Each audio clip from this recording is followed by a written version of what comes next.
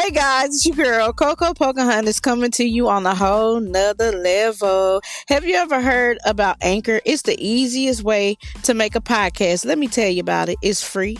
There's also creation tools that will allow you to record and edit your podcast right from your phone or computer. Anchor will also distribute your podcast with one click so it can be heard on Spotify, Apple Podcasts, and many more. You can also make money from your podcast with no minimum listenership. It's everything you need to make a podcast all in one place. You guys go and download the free Anchor app or go to anchor.fm, spell ANCHOR.FM to get started. You guys stay blessed.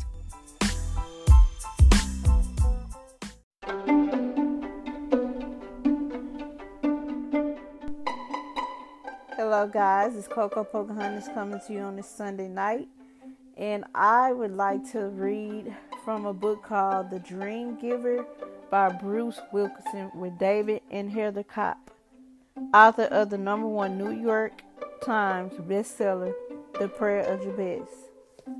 Now brace yourselves for this story. However, I'm not going to try to read too much each time I get on here, but my focus is to try my best to read at least a chapter every time I get on here. And I hope that, I'm going to read the preface. I hope that this book touches you in some kind of way or open your eyes to some things in your life or things that you have been wondering about. So I'm going to go ahead and read the preface first and then I'll start with the chapter. So, do you believe every person on earth was born with a dream for his or her life? No matter where I travel in the world, whether among hard-charging Manhattan urbanites or villagers in southern Africa, I have yet to find a person who didn't have a dream. They may not be able to describe it, they may have forgotten it, they may no longer believe in it, but it's there. I call this universal and powerful longing a big dream, like the genetic code that describes your unique passions and abilities. Your big dream has been woven into your being from birth. You're the only person with a dream quite like yours. And you have it for a reason, to draw you toward the kind of life you were born to love. Welcome to my new book, The Dream Giver, a practical and innovative guide to achieving your big dream. The Dream Giver is made up of 2 parts. Part 1 is the parable of the Dream Giver. This is the story of Ordinary, a nobody who leaves the land of familiar to pursue his big dreams. The parable follows Ordinary on the journey to his dream. This story will introduce you to the big ideas I want to talk about in the next section. Part 2 is called The Journey to Your Big Dream. I will serve as your dream coach in these pages, helping you to problem solve and to reach for important personal breakthroughs. This section is designed to inspire you along the journey towards your dream. For even more help, I invite you to visit the www.thedreamgiver.com, where you will find creative, interactive solutions for people pursuing their dream. In choosing a parable to teach about dreams, I seek to follow in a long and honored tradition of conveying important life principles through a simple story. C.S. Lewis and the Chronicles of Narnia, for example, or John Bunyan and Pilgrim's Progress. And who can forget the parables of the Good Samaritan and the Prodigal Son?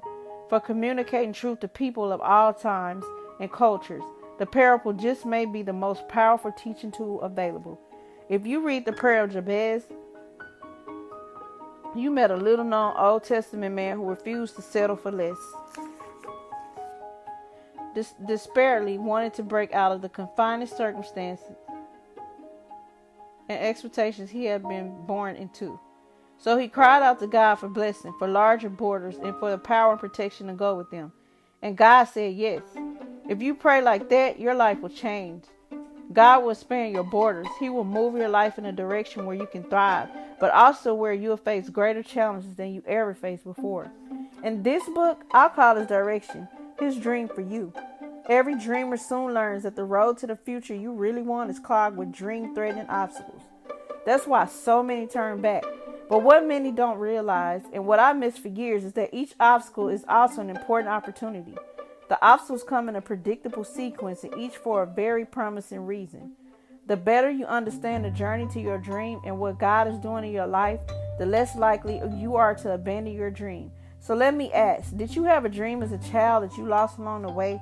Do you have a dream right now that seems impossible to pursue?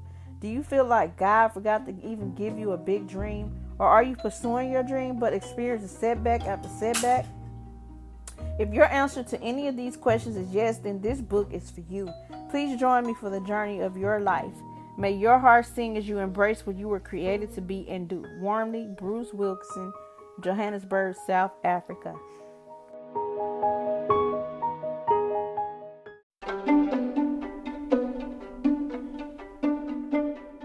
Part 1, The Parable of the Dream Giver. Chapter 1, Ordinary Embraces His Big Dream. Not long ago, and not far away, a nobody named Ordinary lived in the land of familiar. Every day was pretty much the same for Ordinary. In the morning, he got up and went to his usual job. After work, he ate almost the same dinner he'd eaten the evening before. Then he sat in his recliner and watched the box that mesmerized most nobodies on most nights. Sometimes, best friend came over to join Ordinary in front of the box. Sometimes, Ordinary went to his parents and they watched together. For the most part, not much happened in familiar that hadn't happened before. Ordinary thought he was content. He found the routines reliable. He blended in with the crowd, and mostly he wanted only what he had, until the day Ordinary noticed a small, nagging feeling that something big was missing from his life. Or maybe the feeling was that he was missing from something big. He wasn't sure. The little feeling grew, and even though nobody's in familiar didn't generally expect the unexpected, Ordinary began to wish for it. Time passed. Then one morning, Ordinary woke up with these words echoing in his mind. What you're missing, you already have. Couldn't it be? Ordinary looked, and then he discovered that in a small corner of his heart lay a big dream. The big dream told him that he, a nobody, was made to be a somebody and destined to achieve great things.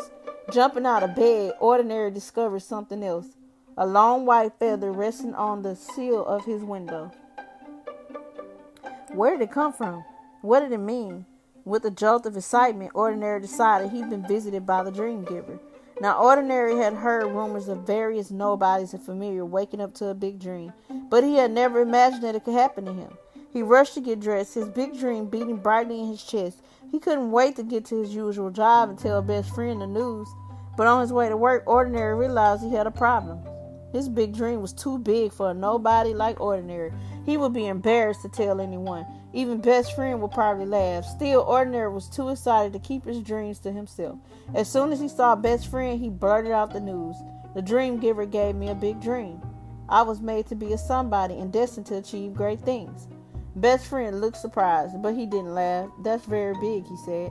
But if I were you, I wouldn't talk about the dream of yours too much. Nobody's around here might take you for a fool. Ordinary didn't want to look like a fool, so after that, he kept his big dream to himself. Man, that's all so true. Like, you would be excited about something that God showed you that you can do. Now, this is me talking. This is not the book. But you could be so excited about God, what God showed you you can do or become in life, and you can go tell people, and people will put their perceptions on it and kill the whole thing. That's why it's just best to keep it to yourself or share it with somebody you know have traveled down that road that can coach you or push you into that place, because you have some people that encourage you, but not all people will be willing to encourage you and motivate you concerning something that you want to do to better yourself. Now back to the story. Day after day, Ordinary showed up at his usual job, but while he worked, he thought about his dream. He thought about how wonderful it would be to do what he loved to do instead of just dreaming about it. Ordinary's longing for his big dream grew and grew until finally he realized that he'd never be happy unless he could pursue it. Why didn't the dream giver make it possible? If the dream giver didn't, how could Ordinary ever leave familiar? He had payments and expenses. He had regular duties. A lot of nobodies counting him for a lot of things. Ordinary felt completely stuck. Time passed, but nothing changed. He began to hate his usual job. This isn't what I was made to do, he said to himself. I just know it. After a while, he began to worry that maybe he hadn't received a big dream after all. Maybe he just made it all up, and he grew sadder by the day. One evening after work, Ordinary went to his parents to watch the box. But their box was broken, so the house was very quiet. It was even more quiet because his mother was out shopping at Familiar Foods. In the quietness, Ordinary started to think about his dream again. He looked over at his father sitting in his recliner, staring at the single page of Nobody's News. Maybe he could help.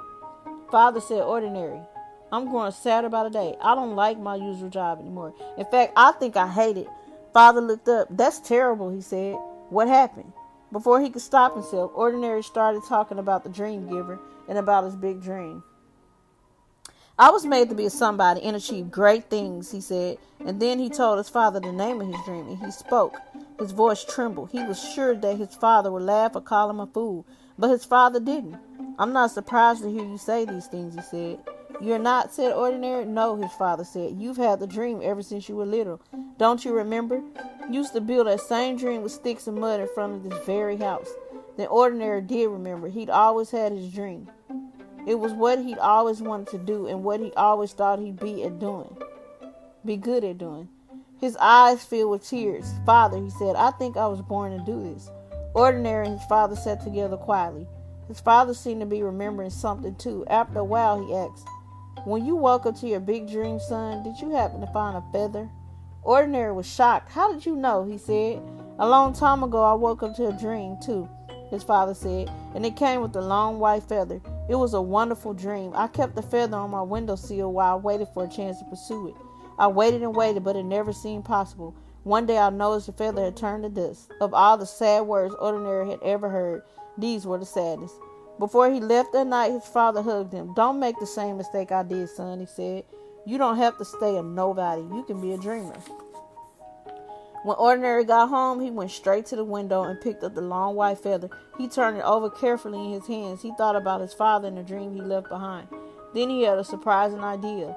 Could it be that maybe the dream giver gave every nobody a dream, but only some embraced their dreams, even fewer pursued them? The more he thought about it, the more he thought it had to be true. One thing Ordinary did know for sure, he didn't want to repeat his father's mistake. He wouldn't waste another day waiting for his dream to seem possible. He would find a way to pursue it. Time passed. Ordinary worked hard on his plan to begin his dream. He made hard choices. He made difficult changes. He even made big sacrifices. Finally, one morning, he was ready. Ordinary ran all the way to his usual job. His dream pounded hard in his chest. As soon as he saw a best friend, Ordinary blurted out the news. That big dream I told you about, I decided to pursue it. Best friend looked concerned. You know as well as I do that nobody's pursue their dreams leave Familiar, he said. They set off like fools into the unknown in search of a place where. Yes, I know. Ordinary broke in and I can't wait to get started. But Ordinary, the journey is anything but sensible or safe. Why leave Familiar? It's so comfortable here. And besides, you've always lived here. Pause. See, that right there is enough said. Like, God does not want us to be comfortable. In order for his faith to work, you got to put forward action. So when you put forward action, you're going to be put in an uncomfortable position. And in order for things to happen for you, you have to go into the uncomfortable position. You have to position yourself in such a way that you don't, you feel like, wow, this is scary. Like, I'm not, like, you can't play it safe. Because if you play it safe, God can't move. Because and your comfortability is like, you just comfortable. You just know you just too comfortable. Like, when you step out on faith and you do something and you set out on the unknown, something that you can't see, and God meets you that way, like, that is so powerful right there. And that's showing God right there that you trust him completely and wholeheartedly. But back to the story. I thought about all that too, said Ordinary, but my big dream is too important and too wonderful to miss. Best friend shook his head. So you going to become a dreamer, he said. I'm a dreamer, answered Ordinary. Today I'm going to tell my boss that I'm leaving my usual job. Tomorrow I will begin my journey. Hey, best friend, added Ordinary eagerly. You can have my recliner and my box. And with that, Ordinary walked away, humming a tune that he never heard before. The night before he left Familiar, Ordinary decided to use the long white feather to help him remember the truth. He pulled out a notebook and wrote "My Dream Journal" on the cover. Then he dipped the quill in permanent ink and wrote on the first page. And on that page it says, "The dream giver gave me a big dream before I was even born. I just finally woke up to it. My dream is what I do best and what I most love to do. How could I have missed it for so long? I had to sacrifice and make big changes to pursue my dream, but it will be worth it. It makes me sad to think that so many nobodies are missing something so big." The end.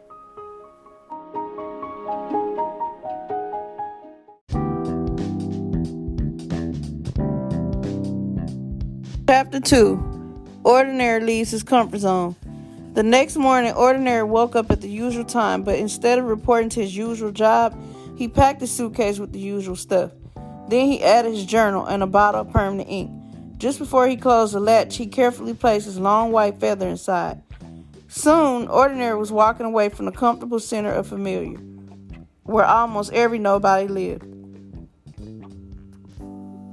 He was heading towards the border, where almost nobody's ever went.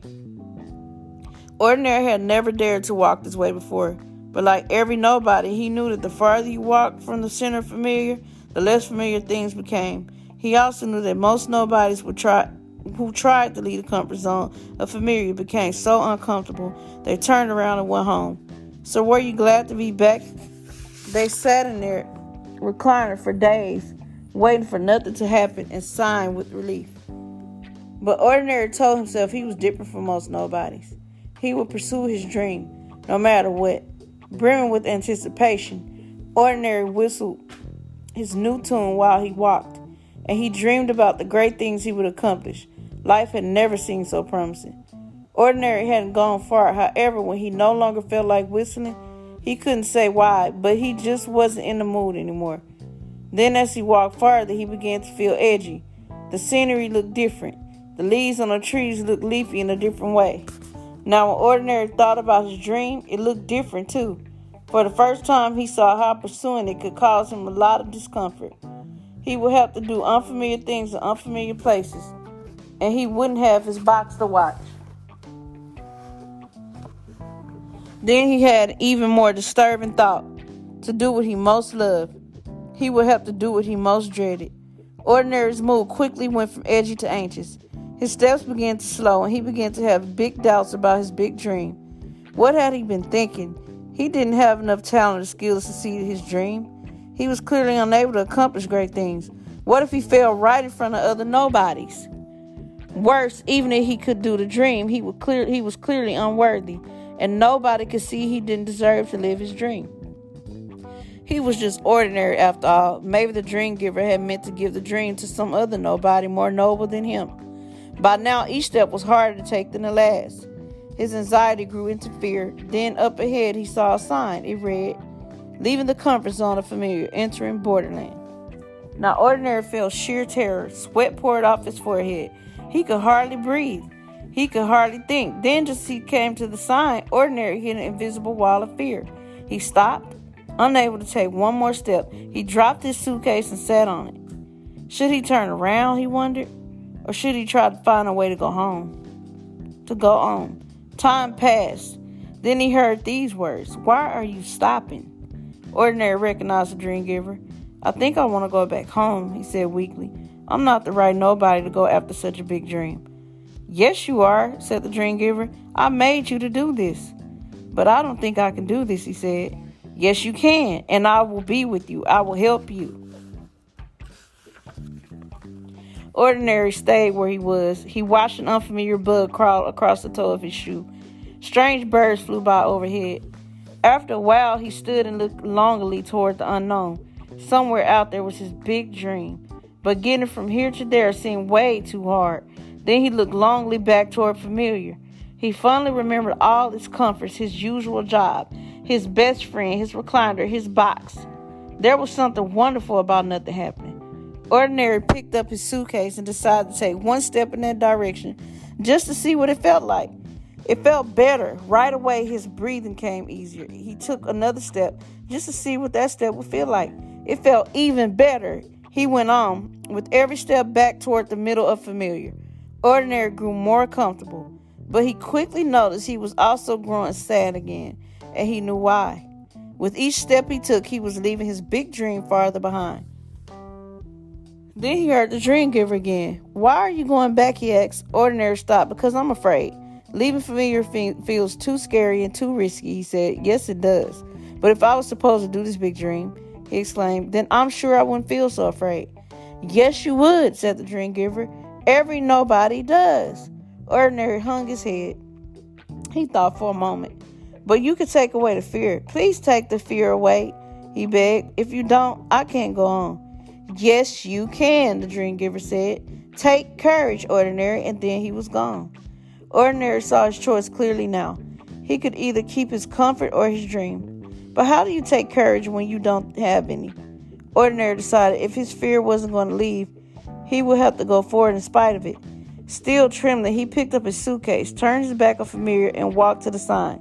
And even though his fear kept growing, Ordinary shut his eyes and took a big step forward right through the invisible wall of fear. And there he made a surprising discovery. On the other side of that single step, the exact one Ordinary didn't think he could take, he found that he had broken through his comfort zone. Not a wall of fear was behind him. He was free and his dream was ahead. He began to whistle again as he walked on, his big dream beating brightly in his chest. Later that day, Ordinary took out his journal and his long white feather and wrote down the truth about his comfort zone. It was hard to leave my comfort zone, but it would have been even harder to leave behind my dream, and I'm glad I didn't. I still don't feel worthy or able to do my dream, but the dream giver has promised to help me. Now, I know a secret. I can take courage even when I feel afraid. My big dream was on the other side of that invisible wall of fear. I had to step through it. I didn't think I could, but I did. The end.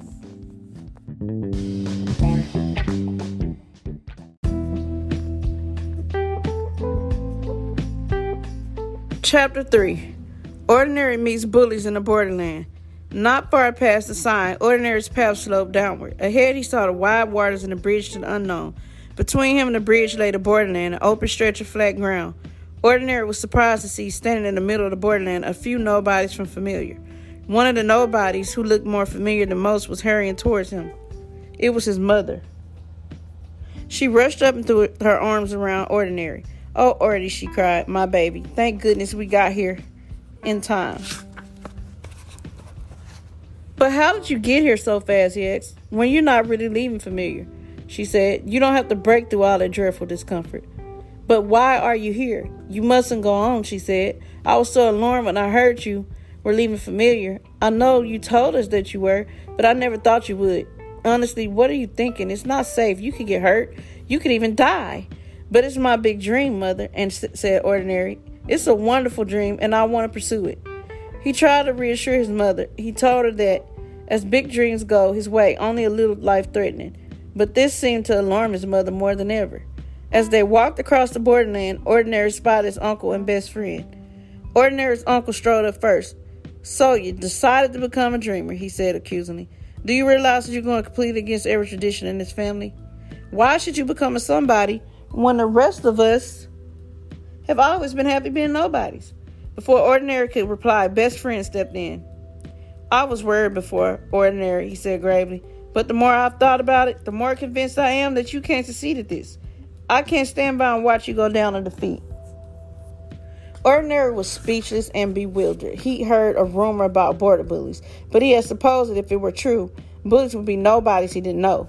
He never imagined they'd be some of the nobodies who knew him best. Now his mother, uncle, and best friend all stood silent before him, blocking his view of the bridge to his big dream.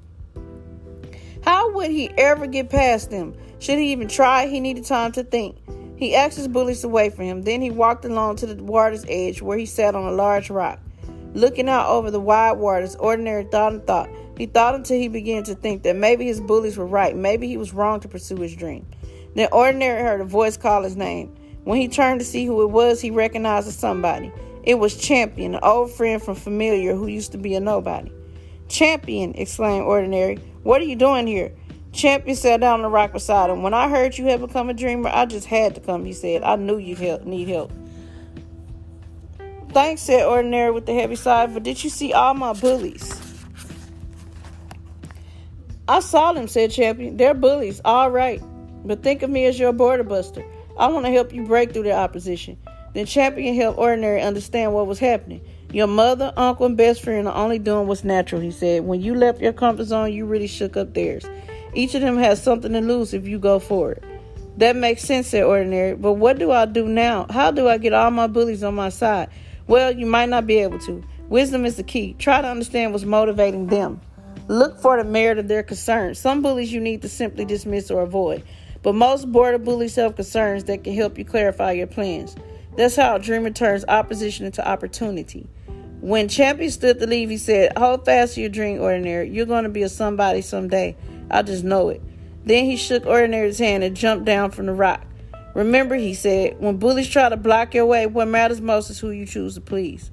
Ordinary thought about Champion's parting words. He decided it was time to talk to his bullies again.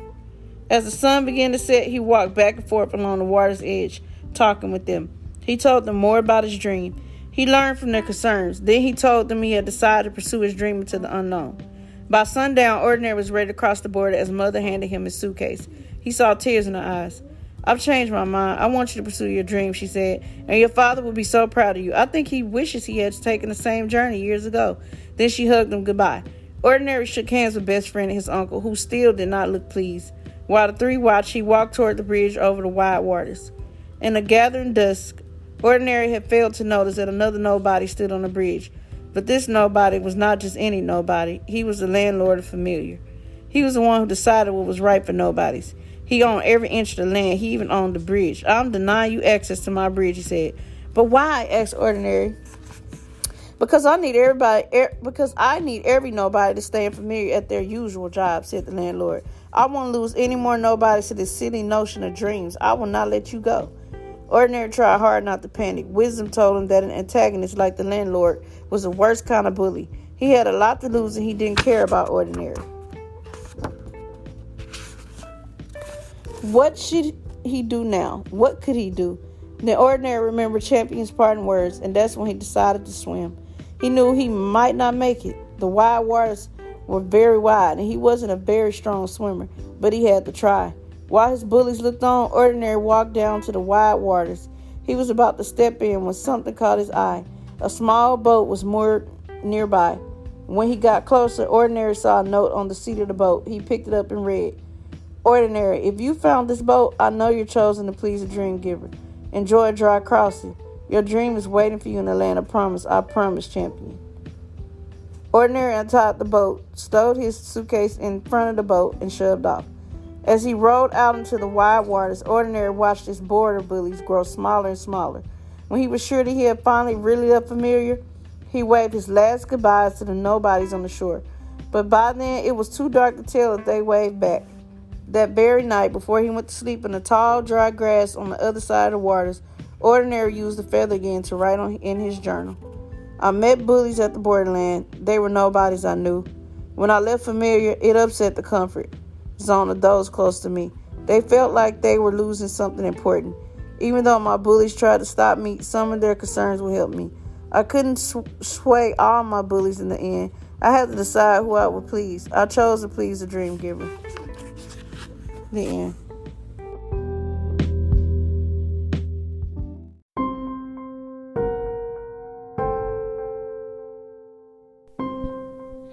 Chapter 4, Ordinary enters the wasteland.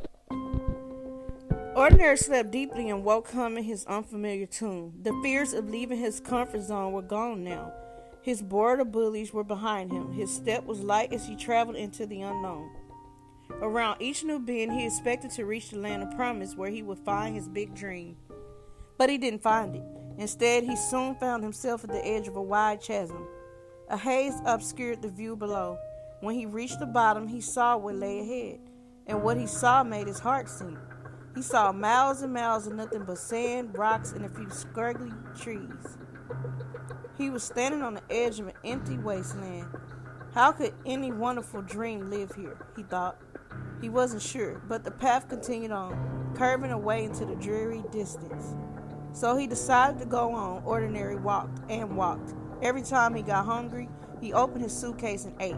And every time he got thirsty, he opened it and drank. And every time he thought about his dream, he decided to keep going. Time passed. Ordinary's skin burned. His feet blistered. His bones ached. One day blurred into another, and then one day he got hungry and opened his case and didn't find anything to eat. That was the day Ordinary began to worry. He called out to the dream giver for food, but he got no answer. 2 days later, he ran out of water. He called out to the dream giver again, and again he heard nothing. Fortunately, that was also the day Ordinary managed to find a trickle of water coming from a rock. At least now he was only starving, but if he was smart enough to find water, maybe he could find food too. Sure enough, it wasn't too long before he spotted a strange bush with some strange desert fruit hanging from its branches. Ordinary tried one. It didn't taste sweet, but it didn't taste sour either, so he ate his fill. Still, the dream giver was nowhere in sight. More time passed. The longest hours and days Ordinary could ever remember passed. Desperately, he began to look for a way out. One day he followed what looked like a shortcut over a ridge, but it led to a canyon that ended in quicksand. He tried traveling at night when it was cooler, but he kept losing the trail. Every delay made him more determined to find a quicker route, but every attempt only led to another dead end. Again and again, Ordinary lost his way. Again and again, he cried out for the dream giver to show him the way, but no answer came. Why had he ever trusted the dream giver to guide him in the first place? The day came when Ordinary finally gave up. He sat on his suitcase and refused to move until the dream giver showed up with a plan. But the dream giver didn't show up that day, or the next. Ordinary had never felt so lost and alone. He became angry. He got angrier and angrier, and then a hard, hot wind began to blow. The wind blew all that day, and all the next. Sand blew into Ordinary's eyes. It blew into his teeth and ears. When the wind finally stopped, Ordinary stood to his feet. But as far as he could see, there was only sand. The path to his dream had disappeared completely. Obviously, his entire trip through the wasteland had been a waste. Hot tears coursed down his dirty cheeks. "You're not a dream giver," he shouted at the sky. "You're a dream taker. I trusted you. You promised to be with me and help me, and you didn't." Then Ordinary stumbled in despair across the sand waste, dragging his empty suitcase behind him. His dream was dead, and now he wanted to die too. When he came to a scraggly tree, he lay down in a scraggly patch of shade and closed his eyes. That night he slept the sleep of a dreamless dreamer. The next morning, Ordinary heard something. Startled, he peered up to see a shimmering somebody sitting in the branches of the tree. "Who are you?" he asked, as she climbed down to the ground. "My name is Faith," she said. "The dream giver sent me to help you." "But it's too late," cried Ordinary. "My dream is dead. When I needed the dream giver most, he was nowhere in sight." "What do you need that you haven't received?" asked Faith. "Well, if it weren't for the few springs of water I found," answered Ordinary, "I'd be dead of thirst by now." "Yes?" and she asked. "If it weren't for the fruit I found, I'd be walking skeleton," he replied. "Wait, I'm a walking skeleton. I could die of starvation in a minute." "Oh my," murmured Faith. "And?" "Well," huffed Ordinary, "a little guidance would have been nice. Ever since I came here, there's been one delay after another. I've been wandering in circles since I don't know when. What a waste." "I see," said Faith, nodding. "So what will you do now?" "Just tell me how to get back to Familiar," he said. "I'm sorry," she said, "but I can't help you with that." "That figures," said Ordinary. "The dream giver sends me a helper who can't even help." "You might be right," said Faith, "but that's not for you to decide." Then Faith walked away in a direction Ordinary felt sure was wrong. It wasn't long before Ordinary began to have second thoughts. What if he was wrong? He wished he hadn't been so rude to the somebody named Faith, and he began to miss her. He realized that while they were talking, he had felt hope for the first time in a very long time. Ordinary jumped to his feet and scanned the horizon. "Faith," he cried, but she was nowhere in sight. "Faith," he cried again, but there was no reply. Then Ordinary had an idea. He climbed the scraggly tree to the top. From there he could see Faith in the distance. As quickly as he could, he climbed down and set off in the same direction. Later that same day, Ordinary was eating some fruit beside a trickle of water when he saw his journey through the wasteland in a whole new way. Food enough for the day, water when he needed to drink, a path to follow that led to faith. How could he have been so blind? Even when the dream giver had been nowhere in sight, he had always been near. That was the day, too, that Ordinary looked at his empty suitcase and decided it was time to leave it behind. He made a makeshift knapsack, took his dream journal and feather and ink, and walked on. After that, whenever Ordinary came to a scraggly tree, he climbed it to look for Faith. And when he had her in sight, he marked the direction and started walking again. One day, Ordinary met some dreamers returning to familiar. They told him a sad story. They had crossed the wasteland and nearly reached the land of promise, but then they encountered giants so large and overwhelming that the dreamers felt as small as grasshoppers. And the dream giver had been nowhere in sight. The nobody sounded convincing, and he recognized their weariness. But as they continued talking, he saw something more.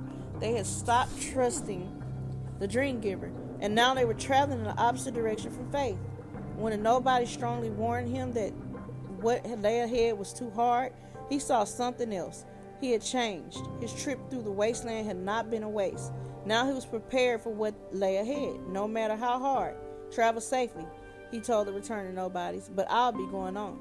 As Ordinary pressed on through the desert, his dream beat brightly in his chest again, and the more the sun blazed, the more Ordinary believed that he could find a land of promise no matter how long it took, if only he took the way of faith. One morning on the far side of the desert, Ordinary wrote down the truth about the wasteland. Number 1. After crossing the waters, I thought my dream was just around the corner. Instead, I found the wasteland. Number 2. I was disappointed by the delay, and my doubts about the dream giver only made things worse. Number 3. Now I see that the wasteland was not a waste. It has taught me to trust the dream giver, even when he's nowhere in sight. Number 4. I think I am stronger now. I'm following faith, and every day I feel more prepared for whatever lies ahead.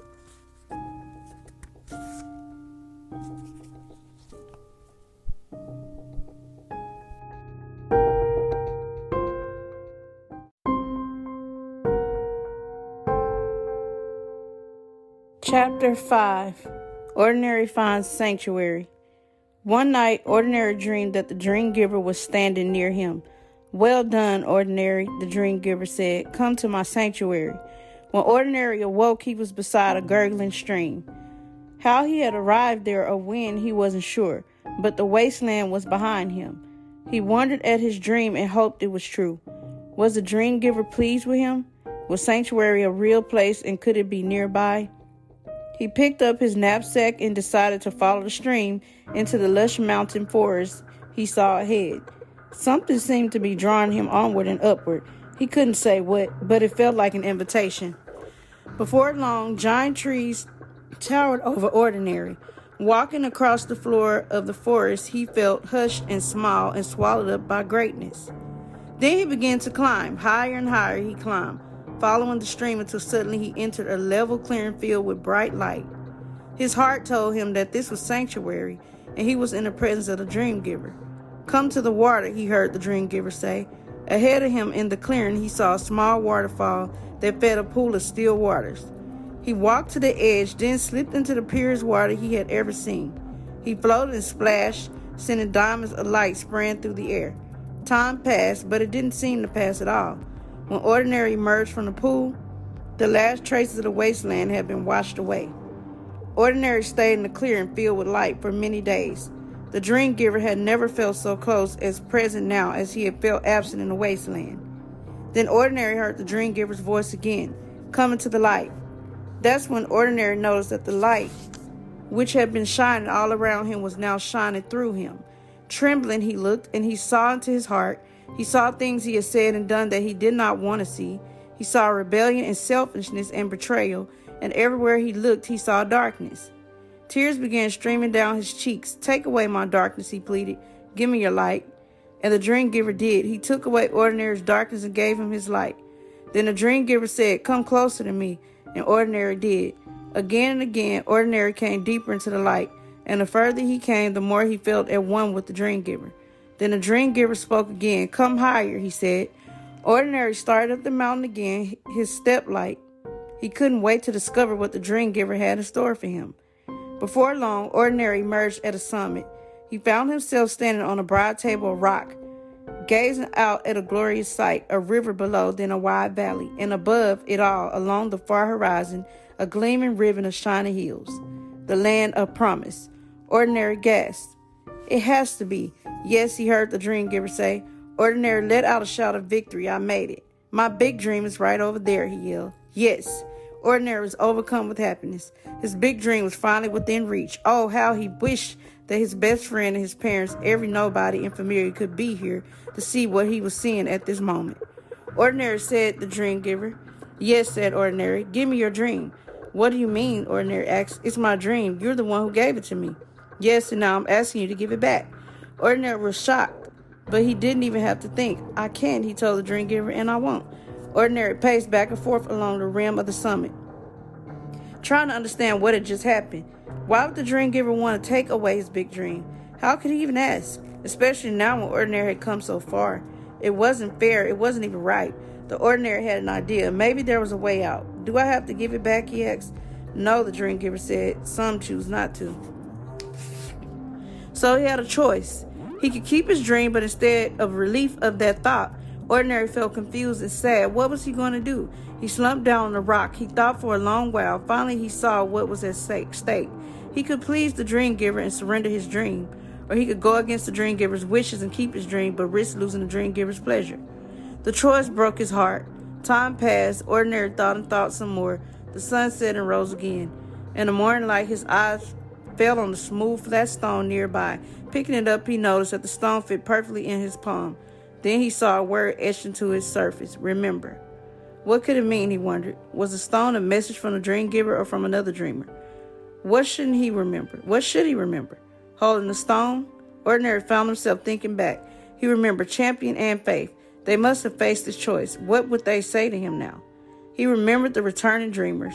He could still hear their sad and bitter voices. They couldn't have surrendered their dreams here. They didn't even trust the dream giver. Over and over, he turned the stone in his palm. Finally, his thoughts turned to the dream giver. The dream giver had always kept his promises. He had always been good to Ordinary, even when he was nowhere in sight and nothing seemed to make sense. The Ordinary knew what he had to do. No, what he wanted to do.